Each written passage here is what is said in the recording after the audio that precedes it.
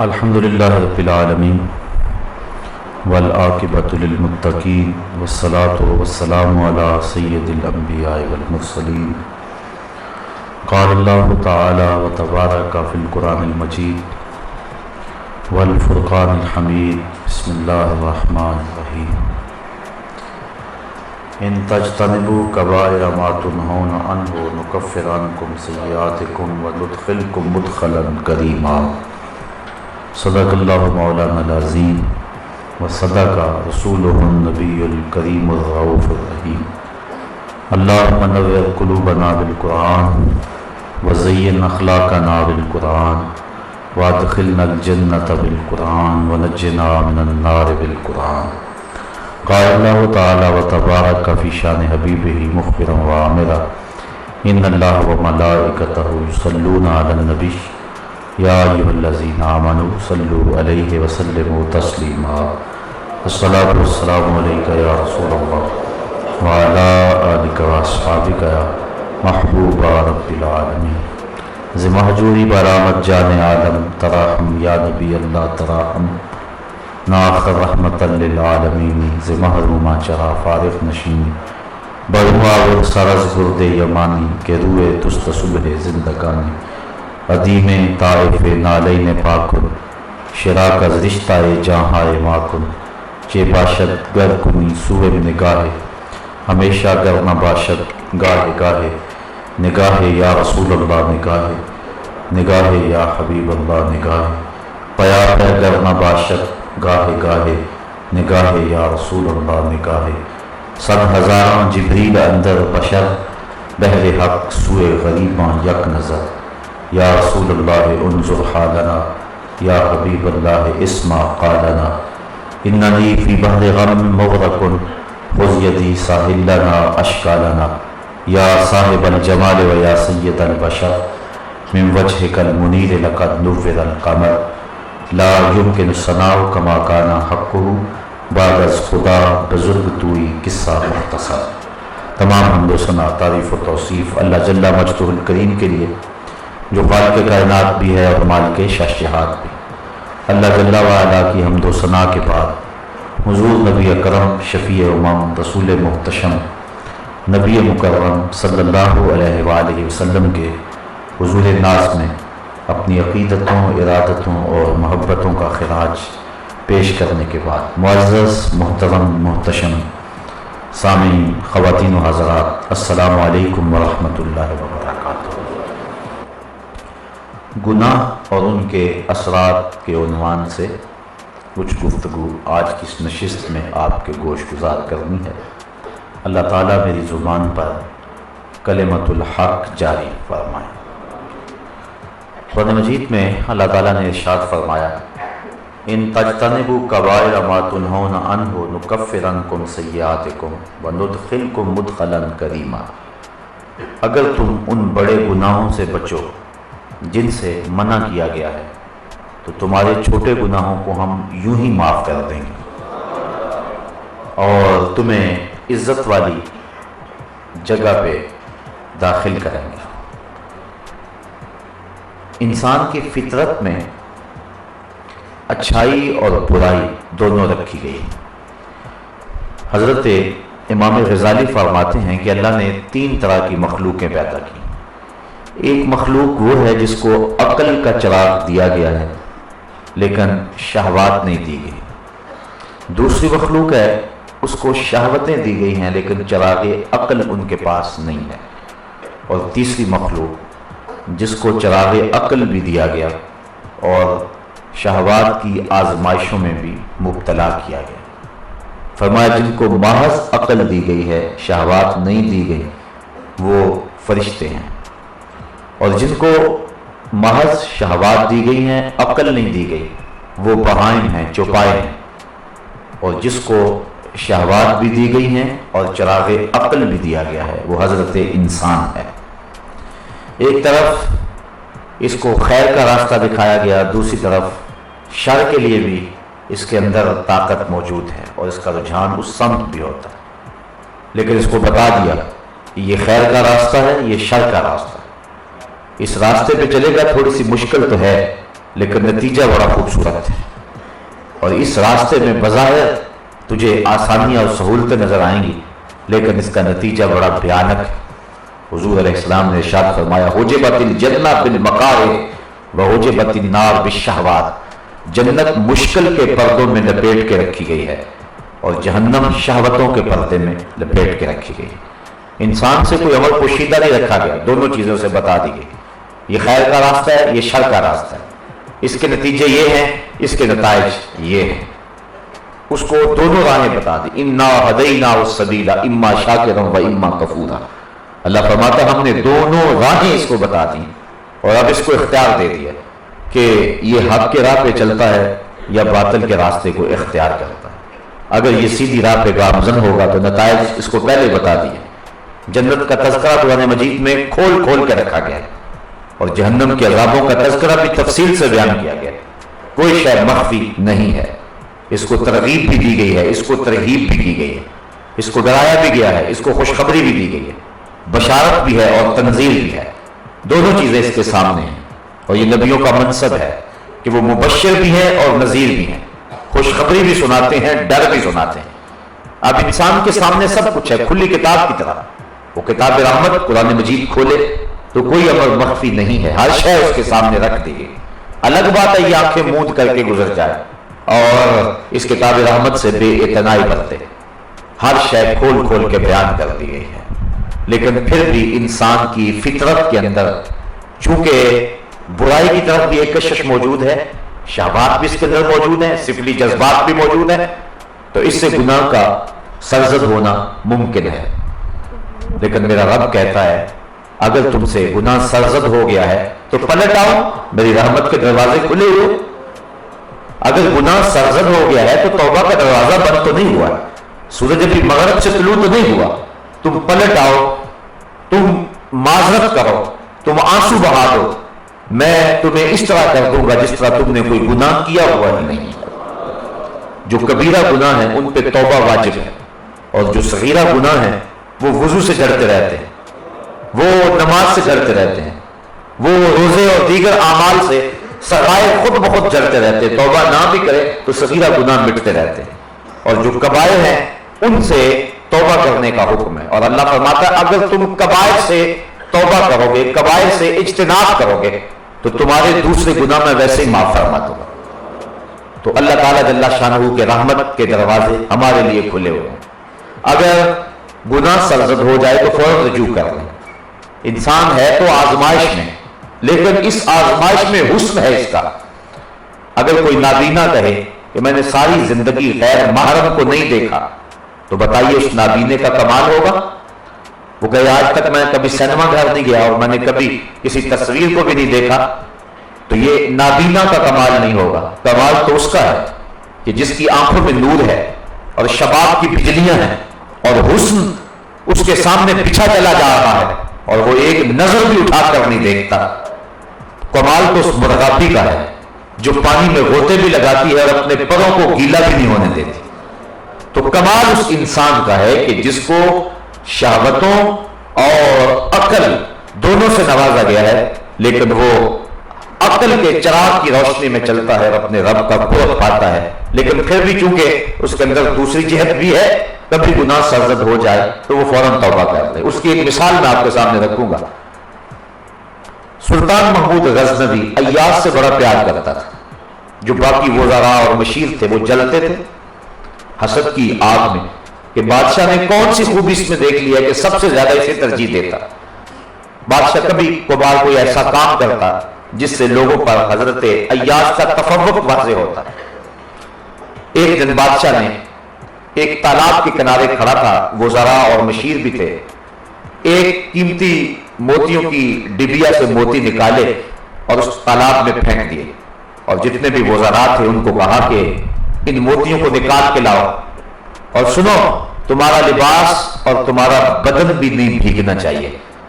آپ سب نے کہا کہ یہ عجیب سا حکم ہے، موتی بھی طے سے اٹھا کر کے لانے ہیں اور بدن اور کپڑے بھی نہ بھیگے، یہ کیسے ہو سکتا ہے؟ انہوں نے کہا کہ یہ تو حکم ہی ایسا جس کی تعمیل نہیں ہو سکتی۔ ایاز نے فوراً چھلانگ لگائی اور طے سے موتی نکالے، ہتھیلی پہ رکھے، بادشاہ کے سامنے پیش کر دیے. بدن نچڑ رہا تھا, کپڑے نچڑ رہے تھے. بادشاہ نے غصے سے کہا, ایاس میں نے کہا تھا کہ تیرے کپڑے بھیگنے نہیں چاہیے, تیرا بدن بھیگنا نہیں چاہیے, اور یہ کیا ہوا؟ تو ایاس نے ہاتھ جوڑ دیے, کہا بادشاہ سلامت دو حکم تھے, ایک حکم تھا موتی نکالنا, دوسرا حکم تھا لباس نہیں بھیگنا چاہیے. میں نے ایک تو پورا کر دیا ہے, دوسرے میں غلطی ہو گئی ہے, میں معافی چاہتا ہوں. تو بات یہ ہے کہ انسان جہاں نیکیوں کے موتی لا سکتا ہے وہ پیش کر دے, اور جہاں غلطی ہو جائے بشر ہے وہاں ہاتھ جوڑ دے, مالک یہ مجھ سے غلطی ہو گئی ہے. تو مالک اتنا کریم ہے کہ جب بندہ اس کے حضور اپنے جرم کا اعتراف کرتا ہے, حضور نبی رحمت صلی اللہ علیہ وسلم نے ارشاد فرمایا, التائب من الذنب کمن لا ذنب لہ, گناہ سے توبہ کرنے والا ایسا ہے جس طرح اس نے کبھی گناہ کیا ہوا نہیں. اللہ تعالیٰ سارے گناہ معاف فرما دیتا ہے. تو اس لیے کبائر سے بچیں, کوشش کریں. صغائر زندگی میں سرزد ہوتے رہتے ہیں تو اللہ ان سے بھی معافی عطا فرمانے والا ہے. اپنے آپ کو ٹھیک کریں اور شعوری طور پہ کسی گناہ کا ارتکاب نہ کریں, اور اگر کبھی گناہ سرزد ہو جائے تو پھر معذرت کریں. میرے حضور قبلہ عالم رحمت اللہ تعالی علیہ شیخ معظم آپ فرماتے ہیں, دلوں میں بری نہیں نہ نیتوں بری میں, گناہ میں تو ہو جان دے لاچاریاں. یعنی میرا دل برا نہیں, میری نیت بھی خراب نہیں ہے, لیکن لاچاری میں مجھ سے گناہ سرزد ہو جاتے ہیں. تو لاچاری میں جب گناہ سرزد ہو جائے تو بندہ معذرت کر لے, اللہ پچھلے گناہوں سے درگزر فرماتا ہے. صغائر جو ہے صغیرہ گناہ جنہیں کہا جاتا ہے, ان کی تعداد تو بہت ساری ہے. جو کبیرہ گناہ ہے اس کے بارے میں امت کے مشاہیر کا اختلاف ہے. بعض نے کہا کہ کبیرہ گناہ صرف 7 ہیں, اور وہ بخاری شریف کی ایک حدیث ہے. حضور نے فرمایا 7 ہلاک کر دینے والے گناہوں سے بچو. ان میں سود, زنا, چوری اور اس قبیل کے گناہ ہیں. والدین کی نافرمانی, جنگ سے بھاگنا. اور حضرت عبداللہ ابن عباس رضی اللہ تعالی عنہ آپ فرماتے ہیں کہ جو کبیرہ گناہ ہیں ان کی تعداد 70 ہے. حضرت ابن حجر نے الزواجر کے اندر 467 گناہ گنوائے ہیں جن کے بارے میں ان کا دعویٰ ہے کہ یہ کبیرہ ہے. حضرت عبداللہ بن جبیر رضی اللہ تعالی عنہ نے جو کبائر کی فہرست بتائی ہے وہ 700 گناہ ہیں. بہرحال جس گناہ پر وعید ہو, جس گناہ پر حد ہو, جس گناہ پر جہنم کی سزا کا تذکرہ ہو, جس گناہ پر نبی علیہ السلام یا پچھلے نبیوں یا فرشتوں کی لعنت ہو, علماء نے ضابطہ بیان کیا ہے کہ وہ گناہ کبیرہ کہلائیں گے. تو کبیرہ گناہ ہو یا صغیرہ ہو, علماء نے ایک بڑی خوبصورت بات کی ہے. فرماتے ہیں کہ جو صغیرہ گناہ ہے جب اس کا تکرار کیا جائے تو وہ صغیرہ نہیں رہتا, کبیرہ ہو جاتا ہے. اور کبیرہ گناہ پر جب توبہ کی جائے تو وہ کبیرہ کیا صغیرہ بھی نہیں رہتا.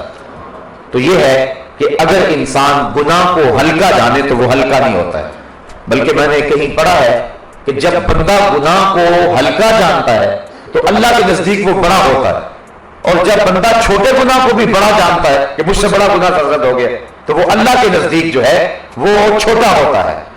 یہ اللہ تعالیٰ جل شانہ کی کرم نوازیوں کا نور ہے جو مومن پہ برستا ہے. بلکہ مومن کی شان بیان کی گئی ہے کہ جب اس سے گناہ سرزد ہوتا ہے تو وہ یوں محسوس کرتا ہے جس طرح احد پہاڑ کے نیچے آ گیا اور اب اس کے اوپر گر جائے گا اسے کچل دے گا. اور منافق کی حالت یہ ہے کہ جب اس سے گناہ سرزد ہو جاتا ہے تو وہ یوں محسوس کرتا ہے کہ میرے جسم پہ مکھی بیٹھی تھی اور میں نے ہلکے سے اشارے سے اس کو اڑا دیا. جتنی تکلیف اس کو مکھی کے بیٹھنے کی ہوتی ہے اتنی تکلیف اس کو گناہ کی ہوتی ہے.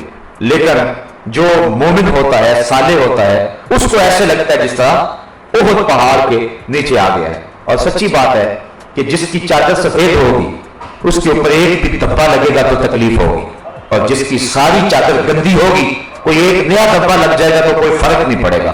تو جو متقی ہے اور مومن ہے اس کے ضمیر کی چادر, باطن کی چادر ستھری ہوتی ہے تو وہ معمولی داغ بھی برداشت نہیں کرتا, اور جو منافق ہوتا ہے اس کی چادر میلی ہوتی ہے, داغ پہ داغ بھی لگتے رہنے اسے پرواہ نہیں ہوتی ہے.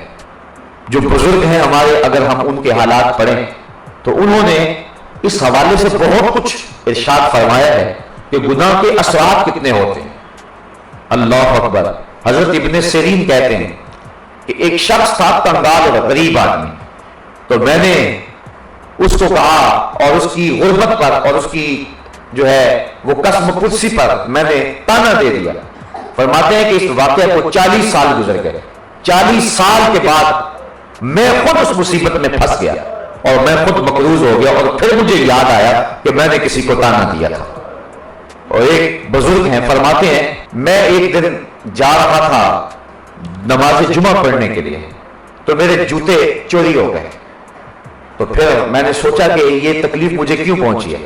تو وہ کہتے ہیں میں نے سوچا کہ آج جو نماز جمعہ پڑھنے کے لیے میں آیا ہوں تو میں نے سنت غسل نہیں کیا، اس سنت غسل نہ کرنے کی وجہ سے میرے اوپر یہ مصیبت آئی۔ یعنی ہمارے بزرگ ان چیزوں کا بھی لحاظ اور خیال رکھتے تھے۔ ایک بزرگ کہتے ہیں میں مسجد میں گیا تو ایک شخص ایک کونے میں بیٹھ کے رو رہا تھا اور کافی لوگ اور بھی وہاں موجود تھے۔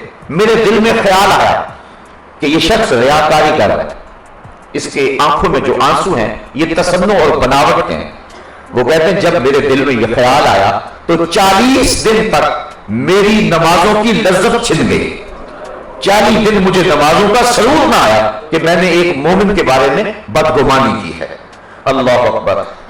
حضرت فضیل بن عیاض رضی اللہ تعالی عنہ آپ فرماتے ہیں کہ جب بھی مجھے کوئی تکلیف پہنچتی ہے، حتیٰ کہ سواری یا بادی کے اندر میں کوئی ایسی بات دیکھتا ہوں کہ وہ میری نافرمانی کرتے ہیں، تو پھر میں غور کرتا ہوں تو مجھ سے کوئی نہ کوئی گناہ سرزدہ ہو گیا ہوتا ہے، جس گناہ کی پاداش کے اندر مجھے یہ تکلیف پہنچتی ہے۔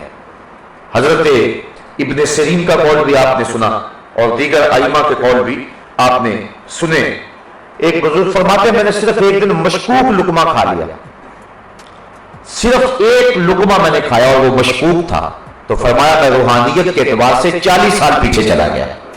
میں اور آپ دیکھیں آج ہمارا رزق کس طرح ہے۔ حضور فرمایا ایک بندہ دور سے سفر کر کے آتا ہے اور اللہ کے گھر کعبۃ اللہ کے سامنے کھڑا ہو جاتا ہے، یمد یدیہ، اپنے دونوں ہاتھوں کو لمبا کر کے دعا مانگتا ہے اور کیا کہتا ہے اے اللہ ومطعمہ حرام ومشربہ حرام وملبسہ حرام وغذی بالحرام، اس کا کھانا حرام کا، اس کا پینا حرام کا، اس کا لباس حرام کا، اس کو غذا حرام کی دی گئی۔ حضور فرماتے ہیں کہ بتاؤ اس کی دعا کیسے قبول ہو؟ اگر لقمہ حرام کا ہو جائے تو دعاؤں کی قبولیت نہیں ہوتی ہے۔ تو جو گناہ ہوتے ہیں ان کے اثرات ہوتے ہیں۔ ایک قول ہے کہ الصبح تو تمنع الرزق، جو شخص صبح کو سونے کا عادی ہے تو اس کے رزق کے اندر بے برکتی آ جاتی ہے۔ جو شخص صبح اٹھتے ہیں اور پھر فوراً سوتے نہیں ہیں ان کے رزق میں برکت ہوتی ہے۔ تو انسان سے جو سستیاں اور کوتاہیاں ہوتی ہیں انسان کی زندگی پر اس کے اثرات مرتب ہوتے ہیں، لیکن جب کبیرہ گناہ انسان سے سرزد ہونے لگے تو پھر اس کے کتنے اثرات ہوتے ہیں اور انسان کو کتنا نقصان پہنچتا ہے۔ اس عنوان کے ساتھ ایک ایک کبیرہ اور اس کے نقصان گنوائے جا سکتے ہیں۔ جس طرح کہ حدیث میں آتا ہے کہ جس قوم میں زنا پھیل جاتا ہے اس قوم میں ایسی بیماریاں پھیلتی ہیں جن کا علاج کوئی نہیں ہوتا۔ جس طرح کہ آج کل ایڈز ان ممالک کے اندر پوری کثرت کے ساتھ موجود ہے جہاں زنا عام ہے، اسی طرح مختلف گناہ جب کسی قوم کے اندر پیدا ہوتے ہیں تو ان کے اندر اس کے اثرات بھی پیدا ہوتے ہیں۔ یہ ایک الگ عنوان ہے اور پھر گناہوں کی ایک لمبی فہرست اور پھر ان کے اثرات بد کی فہرست، لیکن مطلق گناہوں کے سرزد ہونے سے انسان کو جو نقصان پہنچتے ہیں آج کی اس نشست میں مختصر گفتگو میں اس عنوان سے آپ کے سامنے رکھوں گا۔ گناہ کے سرزد ہو جانے سے سب سے بڑا نقصان اور سب سے بڑا اثر یہ پڑتا ہے کہ بندے کا رب اس سے ناراض ہو جاتا ہے، اور اگر اللہ تعالیٰ ناراض ہو گیا، جو خالق ہے وہ ناراض ہو گیا، تو بتائیے بندے کے پلے کیا رہا؟ اگر ماں باپ ناراض ہو جائیں تو زندگی کا چین لٹ جاتا ہے۔ انسان جتنا مرضی اونچی ہواؤں میں اڑتا پھرے اس کے قلب کو تسکین نہیں ملتی، تو جس کا رب ناراض ہو جائے چاہے وہ کائنات کے سارے حسن کو کشید کر لے اس کے دل کو طمانینت نہیں ملتی۔ طمانینت تب ہی ملے گی جب رب راضی ہوگا۔ تو گناہوں کے من جملہ اثرات میں سے یہ بنیادی اثر ہے کہ جو کوئی شخص گناہوں کا ارتکاب کرتا ہے تو اس کا رب اس سے ناراض ہو جاتا ہے.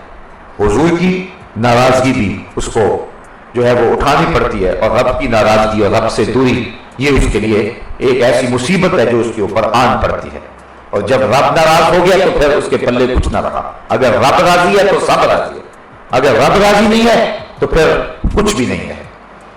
تو یہ ہے پہلا نقصان جو کہ برائیوں اور بدیوں کے نتیجے کے اندر کسی شخص کو پہنچتا ہے. دوسرا، جب کوئی بندہ گناہ کرتا ہے تو برزخ میں، دنیا پر اور آخرت میں اس کو سزاؤں کا سامنا کرنا پڑے گا. اللہ چاہے تو اپنے کرم سے معاف فرمانے والا ہے، لیکن اس کے اوپر واجب نہیں ہے کہ وہ معاف کرے. وہ چاہے تو سزا دے اور چاہے تو معاف کر دے. تو جب کوئی شخص گناہ کر کے توبہ کر لیتا ہے وہ معاف کرنے والا ہے، لیکن اگر کوئی شخص ڈٹا رہتا ہے اور گناہوں پہ جمع رہتا ہے تو اللہ تعالیٰ جل شانہ اس بات پہ قادر ہے کہ اس کو سزا دے. وہ سزا دنیا میں بھی ملتی ہے، وہ سزا قبر میں بھی، اور وہ سزا آخرت میں بھی. مختلف گناہوں کی مختلف نوعیت ہے. علماء نے لکھا ہے کہ بعض گناہ ایسے ہیں کہ جن کی سزا دنیا میں ضرور ملتی ہے. ان میں سے ایک گناہ ہے والدین کی نافرمانی. جو شخص والدین کا نافرمان ہو، آپ اس شخص پہ نشان لگا لیں، آخرت میں اس کو جو رسوائی، ذلت، پریشانی اٹھانی پڑے گی وہ تو ہوگی. وہ شخص جو والدین کا نافرمان ہے وہ دنیا کے اندر بھی ضرور ذلیل و رسوا ہوگا. یہ اس کے برے گناہ کا خمیازہ ہے جو اس کو دنیا پہ بھگتنا پڑتا ہے. تو دنیا پر بھی قبر میں بھی حضور نے ارشاد فرمایا القبر روضۃ من ریاض الجنہ اور حفرۃ من حفر النیران. قبر جنت کے باغوں میں سے یا تو ایک باغ ہے یا جہنم کے گڑھوں میں سے ایک گڑھا ہے.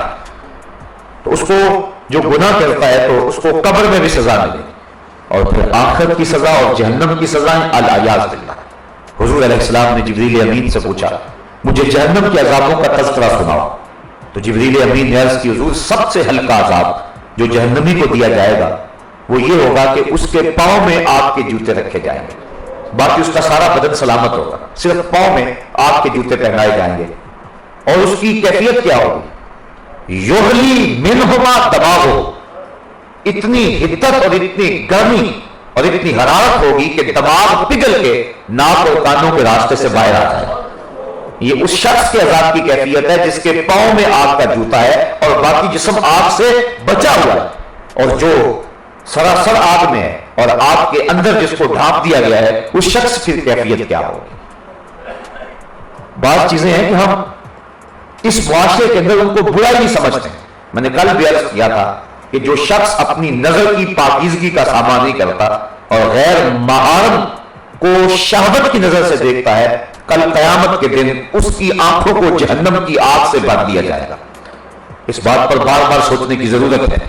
آج یہ عیب اور یہ گناہ ہمارے معاشرے کے اندر سرایت کیے ہوئے ہے اور ہم اس کو عیب بھی نہیں سمجھتے ہیں. الیاذ باللہ. تو جس کے پاؤں میں جہنم کی آگ سے بنا ہوا جوتا رکھا جائے گا اس کا تو دماغ پگھل جائے گا، اور جس کی آنکھوں میں جہنم کی آگ بھر دی جائے گی اس کی کیفیت کیا ہو؟ تو دنیا کا خسران اور آخرت کا خسارہ اور قبر کی سختیاں اس شخص کو پہنچیں گی جو شخص گناہوں کی زندگی گزارنے والا ہے. گناہ کا ایک اور اثر یہ ہے کہ انسان کا دل سیاہ ہو جاتا ہے. حدیث شریف میں آتا ہے کہ جب کوئی شخص گناہ کرتا ہے تو اس کے دل پر ایک سیاہ نقطہ پڑتا ہے. اگر وہ توبہ کر لے تو مٹ جاتا ہے، اگر توبہ نہیں کرتا تو پھر دوبارہ گناہ کرتا ہے تو اس سیاہی کے ساتھ ایک اور سیاہی لگ جاتی ہے. پھر وہ گناہ کرتا ہے تو پھر سیاہی پھیلتی رہتی ہے، حتیٰ کہ ایک وقت آتا ہے اس کا پورا دل سیاہ ہو جاتا ہے. اور جب پورا دل سیاہ ہو جائے تو پھر نقصان یہ ہوتا ہے اس کو نیکی اور بدی کی تمیز نہیں رہتی. جو شخص پکا نمازی ہو، کسی دن رات دیر سے کہیں سے آیا ہو اور سو جائے اور اس کی نماز قضا ہو جائے تو اس کو کتنا قلق ہوتا ہے، کتنا دکھ ہوتا ہے کہ میری نماز قضا ہو گئی. اسی طرح کوئی گناہ سرزد ہو جائے تو جو نیکوکار شخص ہے وہ سخت پریشان ہوتا ہے کہ ہائے مجھ سے یہ گناہ سرزد ہو گیا. لیکن اگر وہ نمازیں چھوڑنے کا عادی بن جائے تو پھر پانچوں وقت مسجد سے اذان کی صدائیں بلند ہوتی رہتی ہیں, اس کو خبر بھی نہیں ہوتی. وہ لمبی تان کے سو رہا ہوتا ہے, اس کو رمضان میں بھی نماز نصیب نہیں ہوتی ہے. وہ گناہ پہ گناہ کرتا ہے, بدی پہ بدی کرتا ہے, یہاں تک کہ وہ انسانوں کا شکار کرتا ہے, وہ عزتوں کو لوٹتا ہے, وہ لوگوں کے خون چوستا ہے, وہ آبروؤں کو لٹیرا بن جاتا ہے. لیکن اس کے باوجود بھی اس کے ضمیر پہ کوئی بوجھ نہیں ہوتا ہے. اصل وجہ یہ ہے کہ اس کا دل سیاہ ہو گیا. جب دل سیاہ ہو گیا تو کوئی اور دھبا لگا تو اس کو محسوس نہ ہوا. تو یہ گناہ کی سزا ہے کہ جب کوئی شخص گناہ کرتا ہے تو اس کا دل سیاہ ہو جاتا ہے, سیاہ بھی ہو جاتا ہے اور سخت بھی ہو جاتا ہے. دعا کرو اللہ دل کو سختی اور سیاہی سے محفوظ فرمائے. دل ہی رہے تو اچھا ہے, اور اگر دل پتھر بن جائے تو پھر کسی انسان کی جو ہے وہ اندر کی کیفیت کے لٹ جانے کی اور کیا مثال دی جا سکتی ہے. گناہ کی من جملہ سزاؤں اور اثرات میں سے ایک اثر یہ ہے کہ توفیق حق سلب کر لی جاتی ہے. اللہ تعالیٰ خیر کی توفیق اس شخص کو نہیں دیتا. بعض لوگ ہوتے ہیں اللہ تعالیٰ جل شانہ ان کو نیکی کی توفیق دے دیتا ہے جبکہ ان کے پاس وسائل بھی نہیں ہوتے. اور بعض لوگ ایسے ہوتے ہیں کہ ان کے پاس نیکی کرنے کے اسباب موجود ہوتے ہیں لیکن اس کے باوجود ان کو نیکی کرنا میسر نہیں ہوتی. اس لیے کہ انسان نیکی خود کیسے کر سکتا ہے اگر اللہ توفیق عطا نہ کرے. تو جو شخص گناہوں کی زندگی گزارنے کا عادی ہو جاتا ہے وہ نیکی کی توفیق سے محروم کر دیا جاتا ہے اور اس سے حق سلب کر دیا جاتا ہے. اور یہ بہت بڑی سزا ہے کہ کسی شخص کو اچھائی کی جہاں مفت میں اچھائی ہاتھ میں آتی ہو. بعض نیکیاں بڑی آسان ہوتی ہیں. حضور فرمایا لا تحتقرن من المعروف ولو ان تلقى اخاك بوجه طلق. نیکی کو چھوٹا نہ سمجھو اگرچہ تم اپنے مومن بھائی کو ہنس کے ملتے ہو, خندہ پیشانی سے ملتے ہو. مخبر صادق حضور نبی رحمت نے فرمایا اس نیکی کو بھی چھوٹا نہ سمجھنا, یہ بھی بہت بڑی نیکی ہے. بلکہ فرمایا جب دو مومن آپس میں مصافحہ کرتے ہیں تو ان کے ہاتھ جدا ہونے سے قبل دونوں کے گناہ معاف کر دیے جاتے ہیں. تو یہ کون سا مشکل کام ہے؟ کسی کو ہنس کے ملیں تو یہ مشکل کام ہے, لیکن کچھ لوگوں کو اس کی بھی توفیق نہیں ہوتی ہے. ان کے ماتھے پہ ہر وقت تیوری ہوتی ہے, ہر وقت غصے میں ہوتے ہیں جس طرح لڑکے آئے. بعض لوگ اپنے ہاتھ سے دیتے ہیں اور بعض لوگ ترغیب دے دیتے ہیں اور کوئی خیرات کرتا ہے ان کو بھی ثواب ہوتا ہے. اور بعض لوگ جو ہے وہ ان کی حالت یہ ہوتی ہے کہ ایک شخص کو اس طرح کا مرض تھا, وہ گھر گیا تو بیوی نے کہا کہ آج بڑے پریشان ہو, اللہ کی راہ میں کچھ دے آئے ہو؟ اس نے کہا میں نے کچھ نہیں دیا. تو کہا پھر اتنے پریشان کیوں؟ اس نے کہا کسی کو دیتے ہوئے دیکھ آیا ہوں. تو کچھ لوگ ایسے ہوتے ہیں کہ ان کو جو ہے وہ نیکی خریدنے اور نیکی کرنے کی توفیق ہی میسر نہیں آتی, جبکہ بعض مواقع ایسے ہوتے ہیں کہ نیکیاں بالکل آسان ہوتی ہیں انسان کے لیے تو وہ ان مواقع پر بھی نیکی حاصل نہیں کر سکتے. اور بندہ سوچتا ہے کہ یار اس کے ہاتھ میں یہ دولت آ گئی تھی, یہ نیکی کر سکتا تھا لیکن اس نے کیوں نہیں کی. یہ گناہوں کی زندگی گزارنے اور گناہوں میں منہمک رہنے کی سزا یہ ہے کہ انسان کو اللہ تعالیٰ نیکی کی توفیق نہیں دیتا. بعض اوقات وہ بالکل قریب پہنچ جاتے ہیں لیکن نیکی کی توفیق نہیں ہوتی, اور بعض اوقات جو ہے وہ انسان اس کے ظاہری اسباب نہیں بھی پاتا لیکن اللہ تعالیٰ اس کے لیے راستے ہموار کر دیتا ہے, اس کو نیکی کی توفیق عطا فرما دیتا ہے. اللہ تعالیٰ جل شانہ کسی سے توفیق حق سلب کر لے, اچھائی سلب کر لے, یعنی اس کی کوئی قیمتی متاع ہدایت سلب کر لے تو یہ بھی گناہ کی سزا کی ایک صورت ہے. اللہ تعالیٰ جل شانہ اس کی قیمتی متاع کو اس سے واپس لے لے. اس کی ایک مثال میں آپ کے سامنے رکھتا ہوں کہ ایک شخص عیسائی ہو گیا, مسلمانوں کو پریشانی ہوئی, اچھا بھلا متقی پرہیزگار نمازی شخص تھا, عیسائی نہیں ہو گیا. جب علماء مل کے گئے کہ اسے پوچھیں کہ اسلام کی کس چیز سے تو برزن ہوا ہے اور عیسائیت کی کس قدر سے متاثر ہوا ہے, اور اس کو اسلام کا تفوق اور اسلام کی سربلندی اور اسلام کی سچائی کے دلائل دیں اور وہ واپس پلٹ کے جو ہے وہ کفر سے اسلام کی طرف آ جائے. اس کی بستی میں, اس کے گاؤں میں لوگ پہنچے. علماء کرام نے کہا کہ تو اسلام سے بدزن ہو گیا اور کفر عیسائیت میں چلا گیا, کون سی اسلام کی قدر تھی جس نے تجھے دور کیا اور عیسائیت کی کس قدر نے تجھے قریب کیا؟ تو وہ کہنے لگا اصل ہوا اس طرح کہ ایک دن سردیوں کے موسم میں وضو کر کے نماز کی تیاری میں بیٹھا تھا, ادھر اقامت ہو گئی, ادھر میرا وضو جاتا رہا. پہلے بڑی مشکل سے وضو کیا تھا تو میں دوبارہ وضو کرنے کو شاق سمجھا, اور میں مصلی پہ کھڑا ہو گیا، لیکن میں ڈرتا رہا کہ اللہ کے قہر کی کوئی بجلی میرے اوپر نازل نہ ہو جائے کہ میں مصلی رسول کی توہین کر رہا. لیکن سلام پھر گیا، میرے اوپر کوئی قہر و غضب کی بجلی نازل نہیں ہوئی. تو میں نے سلام پھیرا، گھر آیا، پھر میں نے سوچا کہ اسلام تو سچا دین ہی نہیں ہے. اگر اسلام سچا دین ہوتا تو میرے اوپر کوئی قہر نازل ہوتا. تو میں نے اسلام چھوڑ دیا اور عیسائیت کو قبول کر لیا. علماء کہنے لگے تو کہتا ہے کہ میرے اوپر کوئی قہر نازل نہیں ہوا، اس سے بڑا قہر کیا ہو سکتا ہے؟ اس نے اپنا دین چھین لیا تجھ سے. تو کہتا ہے کہ مجھے ہوا کچھ نہیں، اس نے اسلام ہی چھین لیا تجھ سے، حق واپس لے لیا اور حق سلب کر لیا. تو بعض بات انسان سمجھتا مجھے کچھ بھی نہیں ہوا، میں نے ڈاکے ڈالے مجھے کچھ بھی نہیں ہوا، میں نے چوریاں کی مجھے کچھ بھی نہیں ہوا، میں نے لوگوں کا خون نچوڑا ہے مجھے کچھ بھی نہیں ہوا، میں نے غریبوں پر ظلم کیا ہے مجھے کچھ بھی نہیں ہوا. میں اسی طرح منتخب ہوتا ہوں، میں اسی طرح جو ہے وہ عزت کا تاج پہنے ہوئے ہوں، لوگ مجھے سلام کرتے ہیں، عزت کی مسند پہ بٹھاتے ہیں، معاشرے میں میری پہچان ہے، میری شہرت ہے. میں ظلم اور جبر کرتا ہوں، مجھے کچھ بھی نہیں ہوا. بعض ساتھ وہ ڈھیل کو جو اللہ کی طرف سے ہوتی ہے اس کو اللہ کی خوشنودی سمجھ لیتا ہے، اور بعض بات جو ہے وہ اللہ تعالیٰ جل شانہ اس سے جو حق سلب کر دیتا ہے، اچھائی کرنا اس سے جو ہے وہ سلب کر لیتا ہے. وہ جس منصب عہدے پہ پہنچا وہ چاہتا تھا تو وہ لوگوں کو عدل دے سکتا تھا، لوگوں کو انصاف دے سکتا تھا، معاشرے میں امن قائم کر سکتا تھا، اچھائیوں کو فروغ دے سکتا تھا. لیکن وہاں پہنچ کر بھی اس کو اس کی توفیق نہ ہوئی، اور وہ سمجھتا ہے کہ میں گناہ پہ گناہ کیے مجھے کچھ بھی نہیں ہوا. میاں اس سے بڑی بدبختی کیا ہے کہ اللہ تجھے اچھائی کرنے کی توفیق ہی نہیں دے رہا ہے. تو یہ گناہ کا وبال ہے اور یہ گناہ کی سزا ہے. گناہ کی من جملہ سزاؤں میں سے ایک سزا یہ ہے کہ انسان کو ضعف حافظہ کا مرض پیدا ہو جاتا ہے، اس کا حافظہ کمزور ہو جاتا ہے اور علم چھن جاتا ہے.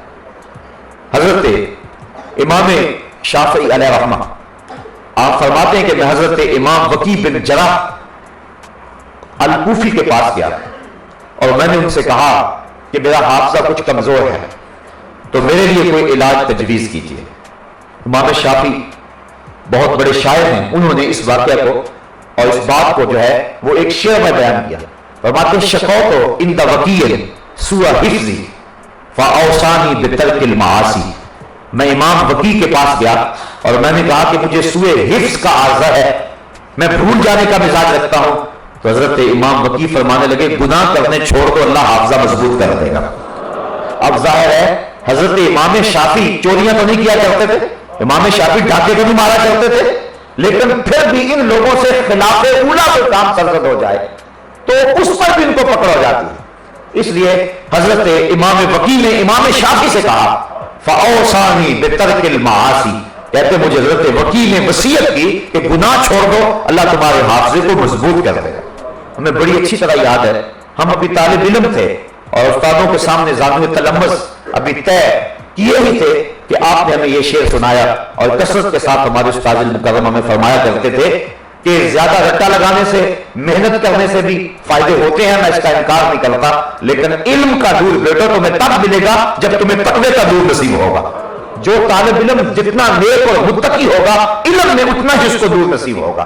تو جو شخص گناہوں کی دلدل میں پھنس جاتا ہے اس کو جو سزائیں ملتی ہیں ان میں سے ایک سزا یہ ہے کہ اس کا حافظہ کمزور ہو جاتا ہے. ایک بزرگ کہتے ہیں کہ میں نے کسی شخص کے ساتھ جو ہے وہ کوئی زیادتی کی، اس کو گالی دی یا کوئی ایسی بات کی، تو فرمایا اس وقت تو مجھے کچھ نہ ہوا، لیکن 40 سال گزرنے کے بعد مجھے پورا قرآن یاد تھا، سارا بھول گیا. تو بظاہر انسان کہتا ہے کہ اس سے کیا ہوگا، لیکن یہ گناہ کا وبال ہے کہ انسان کے علم کا نور چھن جاتا ہے اور اس کا حافظہ کمزور ہو جاتا ہے. گناہ کے اثرات جو انسان کو پڑتے ہیں اس سے ایک اثر یہ بھی ہے کہ عمر میں بے برکتی پیدا ہو جاتی ہے اور رزق میں بھی بے برکتی پیدا ہو جاتی ہے. امام احمد بن حنبل نے اور ابن ماجہ نے اپنی اپنی اسناد کے ساتھ اس روایت کو نقل کیا ہے کہ حضور نے ارشاد فرمایا کہ انسان جب گناہ کرتا ہے تو اس کے رزق کی برکت اٹھا لی جاتی ہے، وہ رزق سے محروم کر دیا جاتا ہے. اور اسی طرح انسان جب گناہوں کی دلدل میں پھنس جاتا ہے تو اس کی عمر کی برکت اٹھا لی جاتی ہے، اور جب وہ نیکیاں کرنے لگ جاتا ہے اللہ اس کی عمر میں برکتیں ڈال دیتا ہے. گناہ کے اثرات بد میں سے ایک اثر یہ بھی ہے کہ آدمی کا حیا اور آدمی کی غیرت ختم ہو جاتی ہے، اور یہ بہت قیمتی اثاثہ ہے کسی شخص کا۔ میں نے کل بھی روایت آپ کے سامنے رکھی تھی کہ حضور تشریف لے جا رہے تھے، کوئی شخص اپنے بھائی کو حیا کے بارے میں تبلیغ کر رہا تھا، حضور نے دیکھ کر کے فرمایا دعو فإن الحیاء من الایمان، فرمایا چھوڑ دے اسے، حیا تو ایمان کا حصہ ہے، ایمان ہوگا تو حیا لازمی ہوگا۔ یہ ہو نہیں سکتا کہ بندہ مومن ہو اور حیا دار نہ ہو، جب مومن ہوگا تو آنکھوں میں بھی حیا ہوگا، دل میں بھی حیا ہوگا، اور اگر مومن نہیں ہوگا تو آنکھوں کا حیا بھی لٹ جائے گا اور دل کا حیا بھی باقی نہ رہے گا۔ تو گناہوں کی دلدل میں جب بندہ پھنستا ہے تو اس کو جو نقصان ہوتے ہیں وہ نقصان یہ ہے کہ اس سے حیا کی دولت جو ہے وہ لٹ جاتی ہے۔ آج ہر بندہ کہتا ہے کہ میری اولاد جو ہے وہ میرا حیا نہیں کرتی، اس کو شرم نہیں رہی، اس کی آنکھوں میں غیرت نہیں رہی، شاید کسی نے تعویذ ڈال دیے، کسی نے تعویذ گھول کے پلا دیے جس کی وجہ سے ہمارے گھر کے اندر یہ دولت نہیں رہی، اولاد میرا کہا ہی نہیں مانتی ہے۔ تو میں کہتا ہوں کہ اپنی اولاد کو نیکی کے راستے پہ ڈالو۔ حضور نے فرمایا تھا 7 سال کی اولاد ہو انگلی پکڑ کے مسجد کا راستہ دکھاؤ، 10 سال کی ہو جائے نماز نہیں پڑھتی تو مار کے پڑھاؤ۔ علموا اولادکم ثلاث خصال، اپنی اولاد کو 3 چیزیں ضرور سکھاؤ، حب نبیکم وحب اہل بیتہ وتلاوۃ القرآن، ایک تو اپنے نبی کا پیار سکھاؤ اور ایک اہل بیت رسول کا پیار سکھاؤ، اور تیسرا فرمایا قرآن کی تلاوت سکھا دو۔ جب تم اپنی اولاد کو یہ نور دو گے اور وہ نیکی کے راستے پہ چلے گی، کبھی شکایت نہیں ہو سکتی ماں باپ کو کہ میری اولاد میرا کہاں نہیں مانتی۔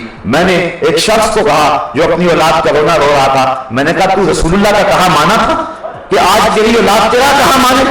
حضور نے کہا تھا 7 سال کی ہو جائے تو انگلی پکڑ کے مسجد کا راستہ دکھانا۔ تو نے اپنی اولاد کو مسجد کا راستہ دکھایا تھا؟ تو نے اپنی اولاد کو نیکی کی ترغیب دی تھی؟ آج تو ماں باپ رکاوٹ بنتے نیکی کے راستے کے اندر۔ اگر کوئی بچہ دین کی راہ پہ چلنے لگ جائے، ماں باپ کہتے تو مسیح پڑھی ہو گئے۔ کوئی بچہ حضور کی سنت کو چہرے پہ سجانے لگ جائے، وہ کہتا بھی تیری عمر نہیں داڑھی کی۔ میں کہتا ہوں کہ عمر نہیں تھی تو داڑھی آئی نہیں تھی، داڑھی آئی اسی وقت ہے جب عمر ہوئی ہے۔ تو یہ عجیب فلسفے بگاڑنے لگتے ہیں، ماں کہتے پتر ابھی میں تیری شادی کرنی ہے، تو یہ عجیب ہم خود روکتے ہیں، اور پھر کچھ ہم محنت کرتے ہیں، پھر کچھ معاشرہ کھینچ کے لے جاتا ہے، پھر وہی بچہ ماں باپ کے بھی پھر قابو میں نہیں آتا۔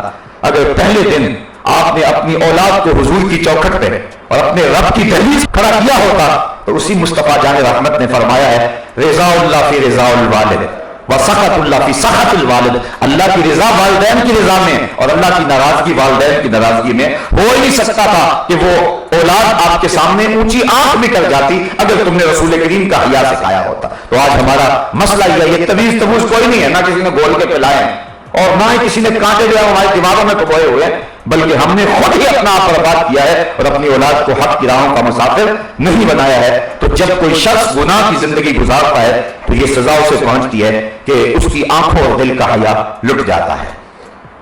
اللہ اکبر۔ گناہ کے اثرات بد میں سے ایک اثر یہ بھی ہے کہ جو گناہ کرنے والا ہے اس کے چہرے کی رونق ختم ہو جاتی ہے۔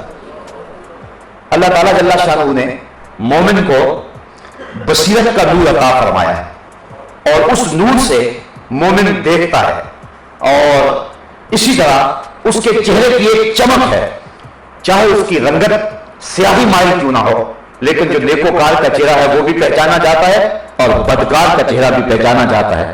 بعض علماء نے لکھا ہے کہ آنکھوں کے اندر جو نیکوکار ہوتا ہے اس کی آنکھوں کے اندر ایک کشش ہوتی ہے جو لوگوں کو اپنی طرف کھینچتی ہے، اور جو بدکار ہوتا ہے اس کی آنکھیں بے رونق اور بے نور ہوتی ہیں۔ جس طرح بصیرت کا نور اس کے پاس نہیں ہے، اس طرح اس کی آنکھیں بے رونق بھی ہوتی ہیں۔ تو برائی سے انسان کا چہرہ بگڑ جاتا ہے۔ نہیں تو دیکھ لو جو ظالم ہوگا، جو جابر ہوگا، جو اللہ کی حدوں کو پامال کرنے والا ہوگا، اس کا چہرہ جو ہے وہ بگڑا ہوا ہوگا، اور جو سحری کے وقت اٹھ کے آنسو بہانے والا ہوگا، آپ صبح دیکھیں گے اس کے چہرے پہ نور آپ کو نظر آئے گا۔ تو اہل اللہ کے چہرے اللہ اکبر، اور برے لوگوں کے چہرے جو ہیں وہ صاف دکھائی دیتے ہیں، پتہ چلتا ہے۔ اور جو ہے وہ ایمانی نظر سے دیکھنے والا ہو، دقت نظر رکھتا ہو، بالخصوص جس کو تقوی کا نور حاصل ہو، وہ چہرے سے پہچان جاتا ہے۔ اللہ اکبر، چہرے سے لکھا، بلکہ مومن کی شان یہ ہے، حضور فرمایا اتقوا فراست المومن فإنه ينظر بنور اللہ تعالی، مومن کی فراست قلبی سے ڈرا کرو، وہ اللہ کے دیے ہوئے نور سے دیکھتا ہے۔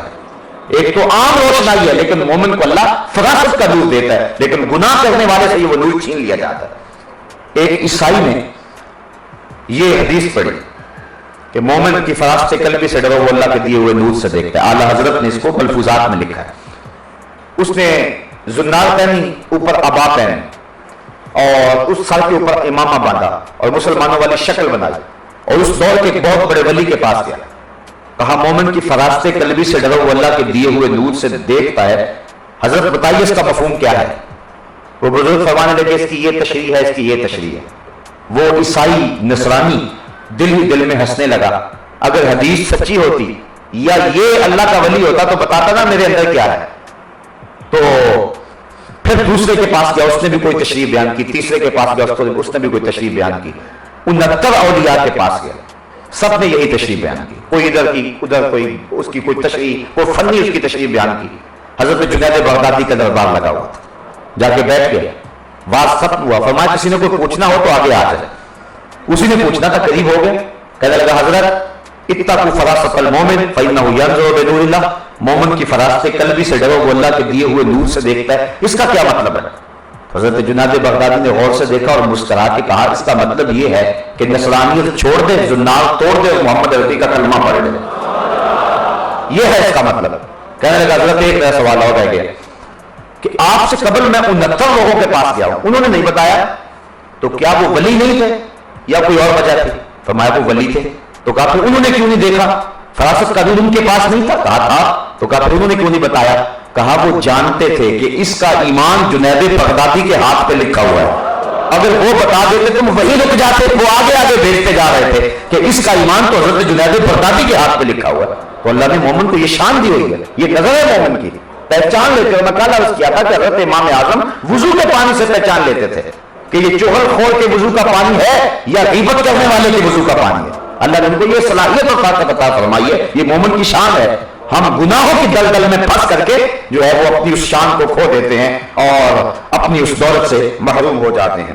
تو چہرے کی ظلمت بتا دیتی ہے کہ یہ شخص نیکوکار نہیں ہے بلکہ یہ بدکار ہے، اور اس کے اوپر انجانے خوف مسلط ہو جاتے ہیں. جو نیکوکار ہوتا ہے اس کی زندگی ایک طمانیت کی زندگی ہوتی ہے، اور جو بدکار ہوتا ہے وہ ویسے ڈرتا رہتا ہے، وہ بزدل ہو جاتا ہے. جب مولانا کفایت اللہ کافی کو پھانسی گھاٹ میں لے جایا گیا تو جس انگریز نے مولانا کفایت اللہ کافی کو پھانسی دی ہے 1857 کی جنگ آزادی میں، اس کا بیان سنیے. وہ کہتا میں نے ایسا جنونی شخص زندگی میں کبھی نہیں دیکھا کہ جب مولانا کفایت اللہ کافی کو ہم پکڑ کے پھانسی دینے کے لیے پھانسی گھاٹ کی طرف لے جا رہے تھے تو کہتا ہے جو پھانسی گھاٹ قریب آتا جا رہا تھا مولانا کے چہرے کی سرخیاں بڑھتی چلی جا رہی تھی. جس دھج سے کوئی مقتل میں گیا وہ شان سلامت رہتی ہے. اس جان کی کچھ پرواہ ہی نہیں، یہ جان تو آنی جانی. تو اصل بات یہ ہے کہ جب اندر صاف ہو تو پھر چہرے پہ طمانیت ہوتی ہے، جب اندر گند ہو تو پھر انسان کا چہرہ مضطرب ہوتا ہے، انسان بزدل ہو جاتا ہے اور انسان کا چہرہ عدم اطمینان کا شکار ہوتا ہے. اس لیے انسان کے چہرے کی وہ رونق چھن جاتی ہے گناہوں کی وجہ سے، اور یہ گناہ کی جو ہے وہ بدبختی ہے. اچھا، گناہ کی ایک اور بدبختی بھی ملاحظہ کیجیے اور گناہ کا ایک اور اثر بھی دیکھیے. جس طرح نیکی کو جنم دیتی ہے، پیسے سے پیسہ کمایا جاتا ہے، اسی طرح بدی کو جنم دیتی ہے. ایک شخص ایک برا کام کرتا ہے تو پھر اس کو کئی برے کام کرنے پڑتے ہیں. جس طرح کہ وہ کہاوت مشہور ہے کہ ایک جھوٹ کو چھپانے کے لیے 100 جھوٹ بولنے پڑتے ہیں، اور انسان جو ہے وہ اپنے عیب کو چھپانے کے لیے کیا کچھ کرتا ہے. تو ایک عذر گناہ برطرز گناہ والی بات ہے تو بدی کو جنم دیتی ہے. جب ایک شخص گناہ کرتا ہے تو پھر کئی گناہ کرتا ہے. جب شراب پیے گا تو پھر شراب کے گناہ سے زنا بھی جنم لے گا، جوا بھی جنم لے گا، بد نظری بھی جنم لے گی، ڈاکے اور چوریاں بھی جنم لیں گے. ایک گناہ کی وجہ سے کئی گناہ جنم لیں گے. تو یہ گناہ کی نحوست ہے. بعض بندہ کہتا ہے کہ چلو میرے میں صرف یہ غلطی ہے، لیکن وہ ایک غلطی انسان کو کئی گناہوں کی طرف لے جاتی ہے اور پھر انسان کا پورا ضمیر گناہوں کے گند سے جو ہے وہ میلا کچیلا ہو جاتا ہے. یہ گناہ کی ایک سزا ہے اور گناہ کا ایک اثر بد ہے. اللہ اکبر. گناہ کا ایک اثر یہ ہے کہ اس سے بر میں فساد پیدا ہو جاتا ہے. یہ ظاہری حالات ہے. جس معاشرے میں گناہ ہوگا اس معاشرے میں طمانیت نہیں ہوگی، فساد اور شر ہوگا. جس محلے میں چور ہوں گے، جس محلے میں ڈاکو ہوں گے، جس محلے میں کوئی شرابی رہتے ہوں گے، آپ دیکھیں گے اس محلے میں چین نہیں ہوگا، اس محلے میں کسی کی عزت محفوظ نہیں ہوگی. تو یہ یعنی سزائے بد ہے گناہ کی، کہ معاشرے کا امن، طمانینت اور چین لٹ جاتا ہے، دل اور بدن کمزور ہو جاتے ہیں، اللہ کی ناراضگی مول لینا پڑتی ہے اور انسان کے پلے کچھ نہیں رہتا۔ بات لمبی ہو رہی ہے۔ علماء فرماتے ہیں کہ جو گناہوں کی جڑ ہیں وہ 3 گناہ ہیں۔ اگر انسان ان 3 گناہوں سے بچ جائے تو پھر انسان بہت سارے گناہوں سے بچ جاتا ہے۔ جب گناہوں سے بچ جائے گا تو اس کے جو اثرات بد ہیں ان سے بھی محفوظ ہو جائے گا۔ فرماتے ہیں 3 گناہ جو گناہوں کی جڑ ہیں وہ کون ہیں؟ ایک تکبر، دوسرا حسد اور تیسری حرص۔ یہ تمام گناہوں کی جڑ ہے، اور سب سے پہلا گناہ جو روئے زمین پہ ہوا ہے، کائنات میں ہوا ہے، وہ تکبر ہوا ہے۔ شیطان نے کہا تھا انا خیر منہ، مالک میں تیرے شاہکار سے بہتر ہوں، اور دلیل بھی دینے لگا کہ مجھے تو نے آگ سے بنایا اور اسے بنایا مٹی سے، لہٰذا آگ مٹی سے بہتر ہے۔ آگ افضل ہے، مٹی مفضول ہے، مفضول کے آگے افضل کیوں جھکے؟ اس لیے میں بہتر ہوں، میں سجدہ نہیں کروں گا۔ تو اللہ تعالیٰ نے کوئی اس کی دلیل کا جواب نہیں دیا۔ اللہ چاہتا تو دلائل کے ہم بات لگ جاتے، لیکن اللہ نے اس سے کوئی بات کرنے گوارا نہیں کی، کہا نکل جا میرے دربار سے، یہاں تکبر کرنے والے کی گنجائش نہیں ہے، بلکہ فرمایا الکبریاء ردائی، لوگوں کی کبریائی میری چادر ہے، اور جو میری چادر مجھ سے چھیننا چاہے گا میں اس کو جہنم میں ڈال دوں گا۔ اور کل قیامت کے دن جس کے سینے میں ایک رائی کے دانے کے برابر بھی تکبر ہوا، حضور فرماتے ہیں وہ جنت کی بو بھی نہیں پا سکتا، جنت میں جا ہی نہیں سکتا۔ تواضع کا درس دیا گیا، من تواضع للہ برفعہ اللہ، جس نے تواضع کی اللہ نے اس کو سر بلند کر دیا۔ جس شاخ پہ پھل ہوتا ہے وہ اکڑی ہوئی نہیں ہوتی، وہ جھکی ہوئی ہوتی ہے۔ اکڑتا وہی ہے جس پہ پھل کوئی نہیں ہوتا ہے۔ اس لیے تکبر یہ بدترین خصلت ہے کہ شریعت میں اس کو انتہائی ناپسند کیا گیا ہے۔ حضور نے ارشاد فرمایا جس نے اپنی شلوار کو، اپنے تہبند کو جو ہے وہ اپنے آزار کو جو ہے وہ ٹخنوں سے نیچے تکبر کی وجہ سے لٹکایا، کل قیامت کے دن اللہ اس کو جہنم کی آگ میں جلائے گا۔ تو اس لیے تکبر سے بچنے کی تاکید کی، یہ پہلا گناہ ہے، اور کائنات کے اندر جب گناہوں کا آغاز ہوا تو پہلا گناہ جو ہے وہ تکبر ہوا ہے۔ دوسرا گناہ حسد ہوا ہے۔ حسد کیا ہے؟ کہ کسی کی نعمت کا زوال چاہنا۔ ایک روایت میں آتا ہے کہ کسی شخص کو دیکھ کر کے، اس کی عزت شہرت مرتبہ دیکھ کر کے دل میں ایک کیفیت پیدا ہو جاتی ہے، لیکن اتنی دیر تک حسد نہیں بنتا جب تک اس کو زبان پہ نہ لائے یا اپنے عمل میں نہ لائے۔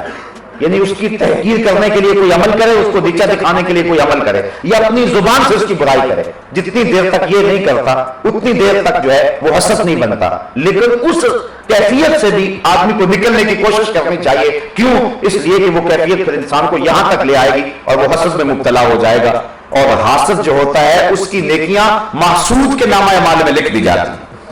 اور حضور علیہ السلام نے فرمایا ایاکم والحسد، فرمایا کہ حسد سے بچو، کیونکہ حسد نیکیوں کو اس طرح کھا جاتا ہے جس طرح سوکھی ہوئی لکڑیوں کو آگ کھا جاتی ہے۔ شیخ سعدی فرماتے ہیں حسد مارے ہی جا، تیرا علاج مرنے کے سوا کچھ اور نہیں ہے۔ تو حسد کی بیماری آج ہمارے معاشرے میں بہت زیادہ ہے۔ اللہ کسی کو دولت دے دے، کسی کو عزت دے دے، کسی کو شہرت دے دے، تمام طبقات میں، وہ سیاسی لوگ ہوں، وہ کاروباری لوگ ہوں، وہ شریکہ برادری کے نام سے ہم نے ایک نیا سلسلہ گڑھا ہوا ہے۔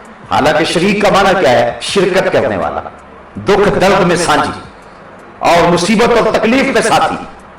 جائیداد میں وہ شرکت کرنے والا ہوتا ہے، بلکہ اگر کسی سے کوئی قتل خطا ہو جائے اور اس کی دیت دینا ہو تو علماء کہتے ہیں کہ یہ شریک اس کی دیت دیں گے، چونکہ یہ اس کے دکھ درد کے سانجے ہیں۔ وہ اگر نہیں دے سکتا دیت تو یہ اکٹھی کر کے رقم تو ان کے اوپر لازم ہے کہ وہ جو اس کی طرف سے اپنے بھائی کو چھڑائے اس کی دیت دے۔ تو یہ شریکہ جو برادری ہے یہ تو حسین ایک رشتہ ہے، لیکن ہم نے شریک بمانا دشمن سمجھ لیا۔ حالانکہ شریک تو شرکت والے کو کہتے ہیں جو شرکت کرتا ہے، تمہارے دکھ درد کا ساجی ہے۔ لیکن ہماری یہ شریکہ برادری کیا ہے کہ بیٹے کی شادی بھی ہو تو شریک طاق میں رہتے ہیں کہ کوئی کمی پیشی آئے اور ہم ڈنڈورا پیٹیں، اگر ایک لقمہ بھی کھانے کا کم ہو جائے تو ہم جو ہے وہ اس پر شور کریں اور اس کی تذلیل کریں۔ یہ عجیب رنگ ہے، عجیب ڈھنگ ہے۔ حسد کی آگ جو ہے وہ گلی گلی اس وقت جل رہی ہے، بلکہ معاف کیجئے گا کہ یہ آگ اور اس آگ کی حدت اور اس کی لپیٹ میں جو ہے وہ علماء بھی آ گئے ہیں، اور وہ بھی حسد کی آگ میں ایک دوسرے سے جل رہے ہیں، بلکہ خواجہ پیر درد نے کہا تھا کہ یہ جو 72 فرقے بنے ہیں یہ بھی حسد کی وجہ سے بنے ہیں۔ وہ کہتے ہیں ہفتاد و دو فریق حسد کے عدد سے ہیں، اپنا یہ طریق کے باہر عدد سے ہیں، یعنی حسد کے اگر حروف ابجد نکالیں، جس کا بسم اللہ کے حروف نکالتے ہیں تو 786 بنتے ہیں، اگر حسد کے عدد نکالیں تو 72 بنتے ہیں۔ تو خواجہ پیر درد کہتے ہیں کہ ہفتاد و دو فریق حسد کے عدد سے ہیں، اپنا یہ طریق کے باہر عدد سے ہیں۔ اپنے آپ کو اس عدد سے باہر رکھنا، کہیں حسد کی آگ میں نہ جلنا، تمہاری نیکیاں بھی جلیں گی، من بھی پاک نہیں رہے گا، اور محسود کا بگاڑ بھی کچھ نہیں سکو گے۔ حسد کرنے کے باوجود اس کا کچھ نقصان نہیں کر سکو گے۔ اگر اس کو اللہ نے شہرت دی ہے تم چھین نہیں سکتے، عزت دی ہے تم چھین نہیں سکتے، کیونکہ وَتُعِزُّ مَن تَشَاءُ وَتُذِلُّ مَن تَشَاءُ، عزت بھی اللہ دیتا ہے، ذلت بھی اللہ دیتا ہے۔ جس کو اللہ عزت دے اسے کوئی ذلیل نہیں کر سکتا، اور جس کو اللہ ذلیل کرے اس کو کوئی عزت نہیں دے سکتا ہے۔ اسی طرح جس کو جو دیا ہے اللہ نے دیا ہوا ہے، اس لیے حسد کر کے اپنے آپ کو پریشانی میں ڈالنا ہے، اور یہ ایسی آگ ہے جو ہمیشہ اندر سلگتی رہتی ہے اور کسی صورت میں بجھتی نہیں، ہر آن بڑھتی چلی جاتی ہے۔ تو اسی طرح طمع کا ایک مرض ہے، اور حضور نے فرمایا کہ انسان کو ایک وادی سونے کی دے دی جائے جس میں سونا ہی سونا ہو تو وہ ہرس کرے گا کہ کاش میرے لیے ایک اور ہوتی۔ یعنی انسان کا ہرس ایسا ہے کہ کبھی بھی جو ہے یہ پورا ہی نہیں ہوتا۔ جو کروڑ پتی ہیں وہ کہتے ہیں ہم ارب پتی کیوں نہیں، اور جو ارب پتی ہیں وہ کہتے ہیں ہم کھرب پتی کیوں نہیں۔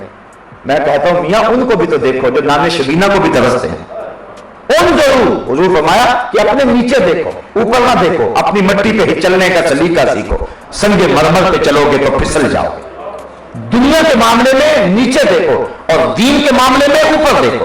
ہم نے الٹ کام بنایا ہوا، دنیا کے معاملے میں دیکھ رہے فلاں ارب پتی ہے، میں تو ابھی بہت پیچھے ہوں، اور جب دین کا معاملہ آتا ہے تو ہم کہیں یار آپ نماز نہیں پڑھتے، وہ کہتے ہیں جی فلاں آدمی جو ہے وہ نماز پڑھ کے یہ برے کام کرتا ہے، ہم اس سے تو چنگے ہیں، اس سے تو اچھے ہیں۔ میاں جب دین کا معاملہ ہو تو اس وقت دیکھیں ہم 5 پڑھتے ہیں، فلاں تہجد بھی پڑھتا ہے، تو وہ ہم سے آگے، ہم اس سے آگے جانے کی کوشش کریں، اس میں فاستبقوا الخیرات، ایک دوسرے سے آگے بڑھنے کی کوشش کریں۔ اور جب دنیا کا معاملہ ہے تو ہم کہیں اللہ نے ہمیں کروڑوں دیے ہوئے ہیں، لاکھوں دیے ہوئے ہیں، وہ بھی تو ہیں جن کا بیچاروں کا اپنا مکان بھی نہیں ہے، وہ بھی تو ہیں جو نام شبینہ کو ترستے ہیں۔ ہمارے بچے تو ہر روز عید مناتے ہیں، تو وہ بھی تو لوگوں کے بچے ہیں، ان کے سینے میں تو دھڑکتا ہوا دل ہے جو عید کے دن بھی آلو چھولے بیچنے پہ مجبور ہوتے ہیں، جو بسوں کے اندر پانی عید کے دن بھی بیچ رہے ہوتے ہیں، وہ بھی تو کسی ماں کے بیٹے ہیں جو عید کے دن غبارے بیچ رہے ہوتے ہیں۔ کبھی ہم نے دیکھا اس بات پہ غور کیا؟ اگر اس کا سوچنے کی عادت بن جائے تو پھر ہماری حرص ختم ہو جائے۔ حضرت رومی مرشد اقبال نے بڑی خوبصورت بات کہی، آپ فرماتے ہیں کوزائے چشم حریصاں پر نشد تا سبب کانے نشد پر دو نشد۔ حدیث کا پیٹ تو بھر جاتا ہے، آنکھ نہیں بھرتی، اور فرمایا کہ آنکھ کو 2 چیزیں بھریں گی، یا قبر کی مٹی اور یا پھر صبر کا پانی۔ تو اگر کسی کے پاس قناعت اور صبر نہیں ہے اور اس کے پاس جو ہے وہ قبر کی مٹی ابھی نہیں ملی اس کو، تو اس کی آنکھیں نہیں بھر سکتی ہیں، آنکھیں کھلی ہیں، اور انسان ہرس کی آگ میں بھی جلتا رہتا ہے۔ علماء کہتے ہیں یہ بنیادی 3 گناہ ہیں۔ حسد ہوگا، حسد کے نتیجے کے اندر قتل و غارت ہوگی۔ قابیل نے جو ہے وہ قتل کیا حابیل کو حسد کی بنیاد پر۔ حسد ہوگا تو دوسرے کو نقصان پہنچانے کا چکر ہوگا، اس طرح ہرس ہوگی تو لوٹ مار ہوگی، ہرس ہوگی تو غریب کا خون نچوڑیں گے، ہرس ہوگی کسی کا حق غصب کریں گے، ہرس ہوگی تو پھر بہت سارے نقصانات ہوں گے۔ یتیم کا مال کھائیں گے ہرس کی وجہ سے، کسی صاحب حق کو حق نہ دیں گے ہرس کی وجہ سے، اس طرح تکبر کی وجہ سے جو ہے وہ انسانوں کو آپ حقیر سمجھتے پھریں گے اور انسانوں کی تذلیل کریں گے۔ تو علماء کہتے ہیں کہ بنیادی یہ 3 گناہ ہیں، حسد، ہرس اور تکبر۔ اگر اپنے دامن کو ان 3 گناہوں سے بچا لیا جائے اور محفوظ کر لے تو اللہ تعالیٰ اس کی برکت سے باقی گناہوں سے بھی بندے کو نجات عطا فرما دیتا ہے۔ تو آئیے آج کی اس بابرکت محفل میں یہ ایک سادہ سا چھوٹا سا نسخہ ہے جو ہم لے جائیں کہ ان 3 امراض سے اگرچہ بچنا بڑا مشکل ہے، لیکن اس کے بغیر چارہ بھی تو نہیں ہے۔ کہیں اپنا آپ لٹا نہ بیٹھے اور اپنی زندگی برباد نہ کر بیٹھے، زندگی کے اندر ماں قبل کے سارے گناہوں سے معافی مانگ لیں اور رب کی رضا اپنی مقصود زندگی سمجھ لیں۔ اللہ تعالیٰ جل شانہ ہمیں ان 3 امراض سے اور اس کے علاوہ جتنے بھی گناہ ہیں وہ کبائر 700 کی تعداد میں ہیں یا اس سے زیادہ، اور صغائر لا تعداد ہیں، اللہ کرم فرمائے ہمیں کبیرہ اور صغیرہ گناہوں سے بچنے کی توفیق عطا فرمائے، کبیرہ بھی ہم سے گناہ نہ ہو اور اللہ کرم کرے تو ہم سے صغیرہ گناہ بھی نہ ہو۔ اللہ اکبر۔ ایک بزرگ فرماتے ہیں کہ اتنی دیر تک کسی بندے کو اللہ کا حقیقی قرب نہیں ملتا جب تک 40 سال یوں نہ گزر جائیں کہ اس کے بائیں سمت بیٹھا ہوا جو فرشتہ ہے اس کو ایک گناہ لکھنے کا موقع بھی نہ ملے. یہ حضرت مجدد الفسانی علیہ رحمہ کا قول ہے. وہ 40 سال تک فارغ بیٹھا رہے تو کہا جب تک یہ کیفیت نہیں نصیب ہو جاتی تو حقیقی قرب نہیں ملتا. گناہ سرزد ہو بھی جائیں، بڑے گناہ اگر نہیں کریں گے تو چھوٹے یوں ہی معاف ہو جائیں گے، اگر بڑے بھی ہو گئے اس کی رحمتوں کے دروازے پھر بھی کھلے ہوئے ہیں، اس لیے وہ معاف کرنے والا ہے. آئیے میں اور آپ اللہ کی رحمتوں اور کرم نوازیوں کا نور حاصل کریں. آج جب ہم حال میں داخل ہو رہے تھے تو ایک طرف تو سحری کی برکتیں تھیں اور دوسری طرف اللہ کی رحمتوں کی برکھا بھی برس رہی تھی. تو میں نے اللہ کی بارگاہ میں یہ امید اور آرزو کی کہ مالک آج جو کہوں اس کو دلوں میں اتار دے. اللہ مجھے آپ کو اپنی رحمتوں اور کرم نوازیوں کا حساب دے. وآخر دعوانا ان الحمدللہ.